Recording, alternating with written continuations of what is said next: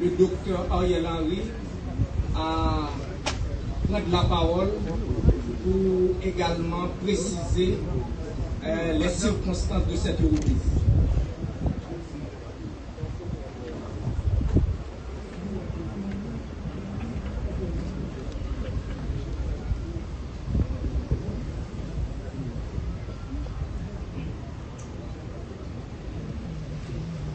Mesdames, Messieurs, les membres du gouvernement, Mesdames, Messieurs les membres du haut état-major de la police nationale, Mesdames, Messieurs, policiers et policières, Mesdames, Messieurs les membres de la presse, chers amis. La question de la sécurité constitue une préoccupation de l'ensemble de la population et une priorité pour le gouvernement. Malgré les efforts quotidiens de nos policières et de nos policiers,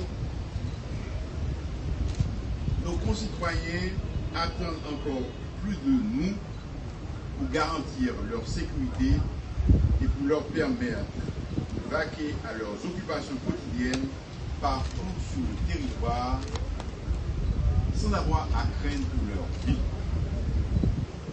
Ceci est une revendication légitime. Et c'est la responsabilité du gouvernement que j'ai l'honneur de diriger d'assurer la protection des vies et des biens de tous les citoyens.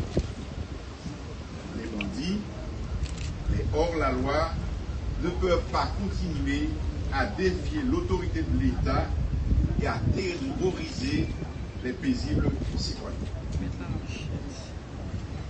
La situation économique de notre pays s'est dégradée considérablement. Et l'insécurité en est l'une des causes principales.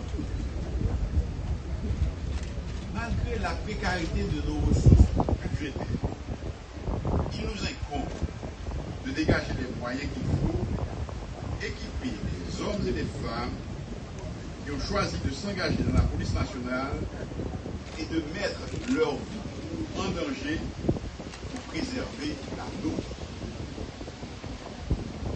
Je veux aujourd'hui demander à vous tous ici présents d'applaudir celles et ceux qui assurent notre sécurité au quotidien.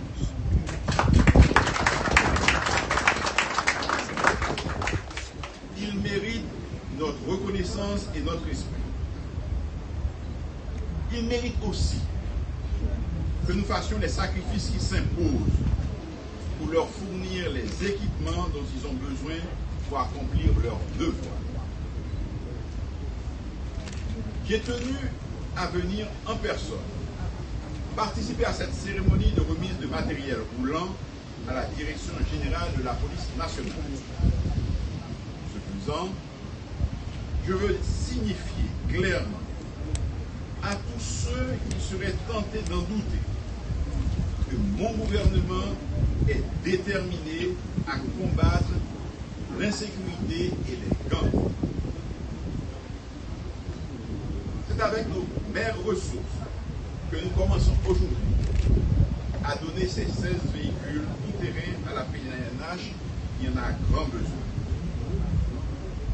Et je peux vous assurer que ceci n'est que le commencement.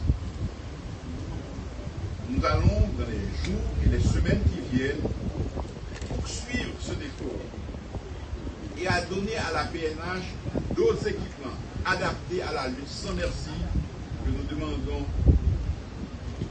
leur demandons d'engager contre les gangs. Je n'en dirai pas plus aujourd'hui. Je veux saisir aussi cette occasion pour dire à ceux que le comportement des gangs, leurs crimes et les kidnappings exaspèrent et qui sont tentés de constituer des forces paramilitaires. Que même si je peux comprendre leur colère, le monopole de la violence légitime est du ressort de l'État. Je comprends l'impatience des uns et des autres. Moi aussi, pardon.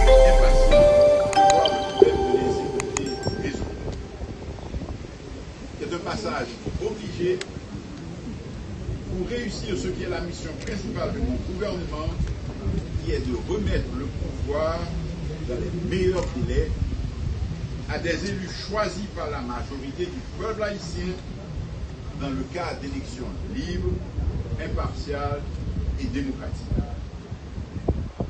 Il nous faut un environnement approprié pour que les candidats puissent aller faire campagne dans tous les coins du pays sans crainte pour leur vie et celle de leurs militants et de leurs sympathisants. C'est notre objectif, c'est notre devoir. Nous miser dans l'autre. Mais nous avons pour nous côté bon univers. Nous avons un pile de difficultés. Nous faisons moyens. Avec une formation spéciale, policiers nous, avec contre-corps, avec bandits. Heureusement, nous joignons et formation commence. Maintenant, des peuples haïtiens continuent à faire confiance. Malgré ça, nous avons dit, nous avons fait police nous en confiance. Il y a des gens là-dedans qui déterminent, qui prennent un risque et qui paraît pour continuer à prendre un risque pour résoudre le problème. Nous tête ensemble, nous avons signé qu'à ça.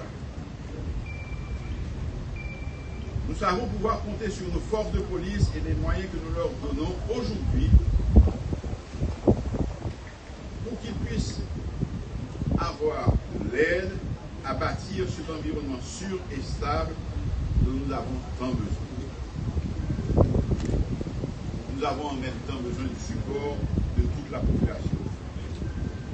Et c'est de cet esprit que j'ai constitué avec des représentants des signataires d'une pétition récente un espace de rencontre et de dialogue pour partager des idées et des propositions en matière de lutte contre l'insécurité.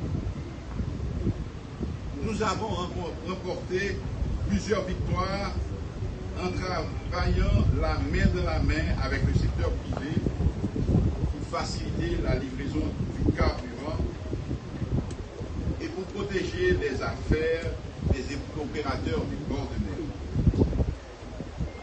Nous sommes en conversation avec ceux de Martissan dans la même perspective. Nous pouvons remporter d'autres victoires en unissant nos forces, État, secteur privé, société civile. Situation que nous vivons là, moi et nous toutes, ont union qui est faite autrefois force.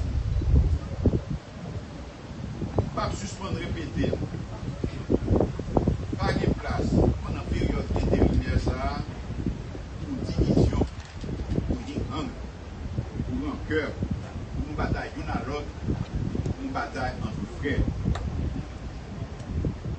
Nous toutes, nous avons pour obligation de faire tout ça capable pour nous remettre la démocratie, l'état de droit et institutionnels sous rail. Nous entendons déjà, à commander la police là, pour machine ça, que nous avons aujourd'hui,